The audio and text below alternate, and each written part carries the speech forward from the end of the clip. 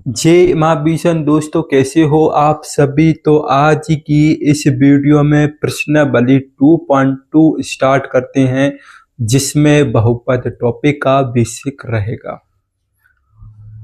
बहुत सिंपल है बेसिक दोस्तों। आपको इस वीडियो में पूरा बिल्कुल 2.2 का बेसिक मिलेगा।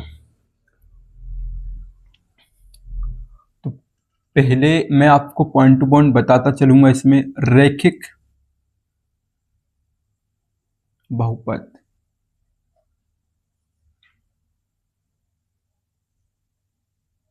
रैखिक बहुपद,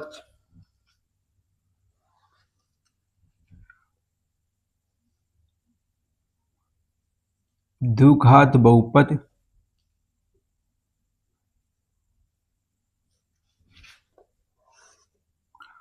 और त्रिघात बहुपद।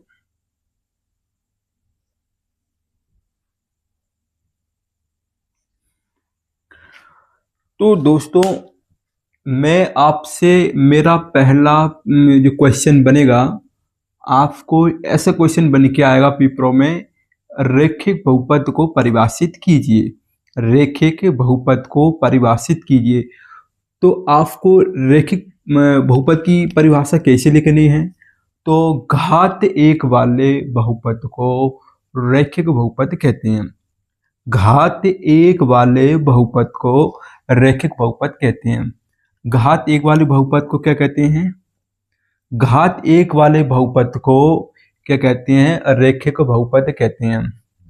अगर मैं क्वेश्चन पूछूं कि द्विघात बहुपद को परिभाषित कीजिए, तो आपको ऐसा लिखना है, घात दो वाले बहुपद को द्विघात बहुपद कहते हैं। घात दो वाले बहुपद को द्विघात बहुपद कहते हैं। मैं अगर आपसे ये पूछूं कि त्रिघात बहुपद को परिभाषित कीजिए, तो आपको यह बताना है, घात तीन वाले बहुपद को त्रिघात बहुपद कहते हैं।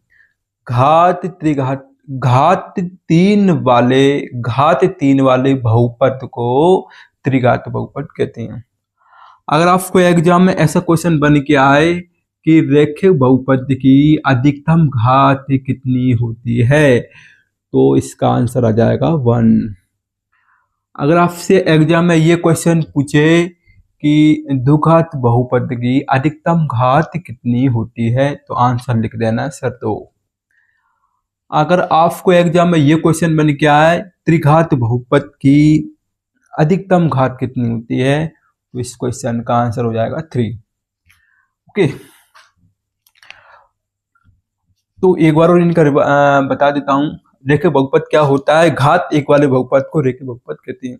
घात दो वाले बहुपद को द्विघात बहुपद कहते हैं। घात तीन वाले बहुपद को त्रिघात बहुपद कहते हैं।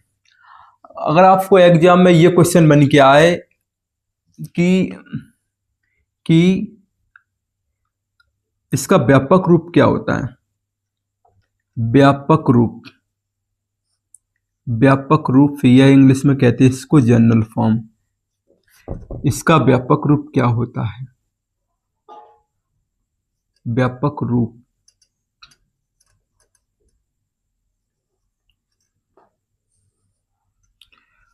इसका व्यापक रूप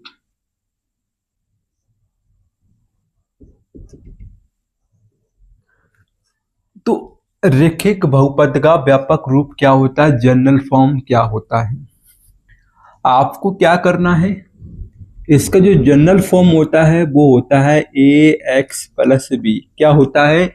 ax+b। क्या होता है? ax+b। आपको एग्जाम में क्वेश्चन ऐसा बन के आएगा कि रैखिक बहुपद का व्यापक रूप क्या होता है, बताइए। तो आपको बताना ax+b, लेकिन a≠0। क्यों नहीं होना चाहिए a≠0? इसलिए नहीं होना चाहिए क्योंकि अगर a की वैल्यू 0 रही तो ये रैखिक बहुपद नहीं होगा। ओके दोस्तों, अब बात करते हैं द्विघात बहुपद। आपको क्या करना है? द्विघात बहुपद में आपको क्या बताना है? इसका व्यापक रूप बताना है। कुछ नहीं करना, मैक्सिमम पावर कितनी होती है इसकी? 2 होती है। तो ax² प्लस का bx प्लस का c, और a की वैल्यू क्या नहीं होनी चाहिए? a≠0। ओके दोस्तों, मैं पूछने चाह रहा हूं त्रिघात बहुपद का व्यापक रूप क्या होता है। तो आपको आंसर लिखना है ए एक्स क्यूब प्लस का बी एक्स स्क्वायर प्लस का सी एक्स प्लस का डी ए नॉट इक्वल 0। ठीक है दोस्तों, आपको अगर इनका ग्राफ पूछे कि इसका ग्राफ क्या होता है, इसका ग्राफ क्या होता है,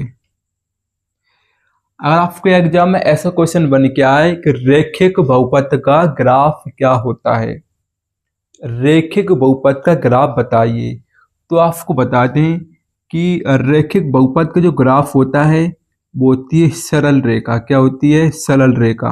क्या होती है? सरल रेखा। ओके, या फिर इसको लिख सकते हैं अपन सीधी रेखा। क्या होती है? सीधी रेखा।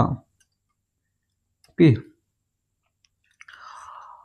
मैं पूछूं द्विघात बहुपद का ग्राफ बताइए, क्वेश्चन कैसे बन के आएगा? द्विघात बहुपद का ग्राफ बताइए। तो ग्राफ क्या बताना है? इसका ग्राफ, ग्राफ क्या होगा इसका? इसका जो ग्राफ होगा वो होगा परवलय। क्या होगा? परवलय।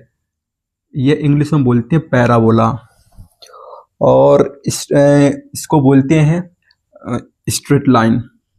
मैं पूछूं त्रिघात बहुपद का ग्राफ क्या होगा, ग्राफ क्या होगा, ग्राफ क्या होगा, तो आपको आंसर देना है ये सर, इसका जो वो क्या होता है, इसका ग्राफ ऐसा आकार जैसा आपको देखने को मिलता है। ठीक है, तो आपको एग्जाम में कैसे बन के आएगा, इसको जो ग्राफ, अगर रेखिक बहुपद का ग्राफ पूछेगा तो वो सरल रेखा होती है। द्विघात बहुपद का